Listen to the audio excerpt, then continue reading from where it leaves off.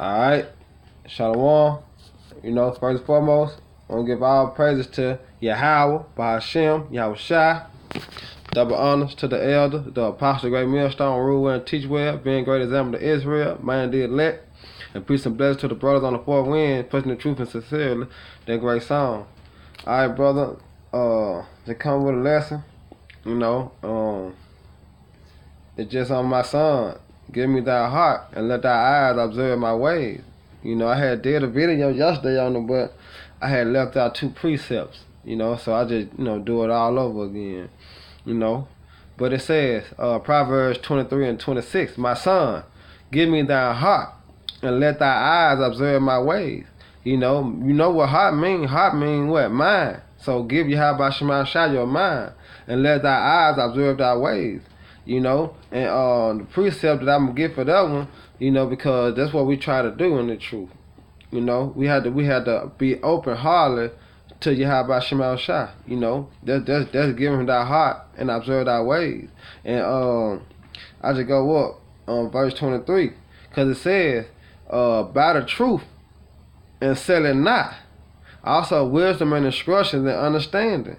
So that's one way that what we give our heart to the Lord, meaning our mind, and observe His ways by what? Buying the truth and selling not. And then how about what do you mean by buying the truth? You put your time in it.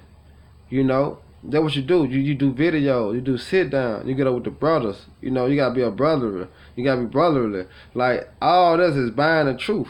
Not physically buying it with money or changing it, but that's what you're doing. You buying your time into it. That's observing. Your eyes observing the truth, and you letting that heart meaning that mind. Observe Yahweh Shema Shai. And then I'm gonna get 19, Proverbs 19 to 16. And it said, he that keepeth the commandments keepeth his own soul, but he that despises his ways shall die. Right, because what we supposed to be doing? We supposed to give thy heart all to Yahweh Shema Shai. And what's that? Keeping the law, statutes, commandments. Going back to Judges 5 and 11. Rehearsing the righteous act. Because that's what part of what? Keeping the commandments. We got 613 laws. We can't keep all on, but guess what? We keep some on to the best of our ability. So the one that we can keep, what we supposed to strive and do to the best of our ability. That's one way that what you keep the commandment. You keep your soul. Then I'm going to 19 and 23. But it said, the fear of the Lord Yahweh tendeth the life, and he that have it shall abide satisfied. He shall not be visited with evil. Because what? You keep it your soul when you come back to the law, statute, commandment. You stop sinning. You start to live righteousness according to the scriptures. That's why you won't be visiting a day of evil. Because ultimately that day of evil is Jacob trouble. And ultimately them missiles, World War III. When you have about Shema Shai come back. That's ultimately the day of evil. So in that day, in that time coming, you came back to the Lord Yahweh Shema Shai. You observe His ways. You gave Him thy heart, thy mind. Guess what? You're gonna be visiting the day of evil.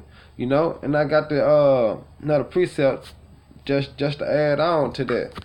And it's a beautiful precept right here. But humility and the fear of the Lord Yahweh are riches and honor and life. See? It's life. Coming back to these laws, statutes, commandments, and fearing the Lord Yahweh Shema Shai, guess what? It's life. Because what? Let me get this real quick.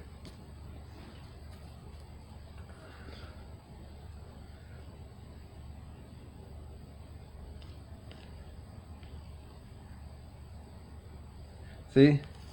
It said, Ecclesiastes 12:13, let us hear the conclusion of the whole matter.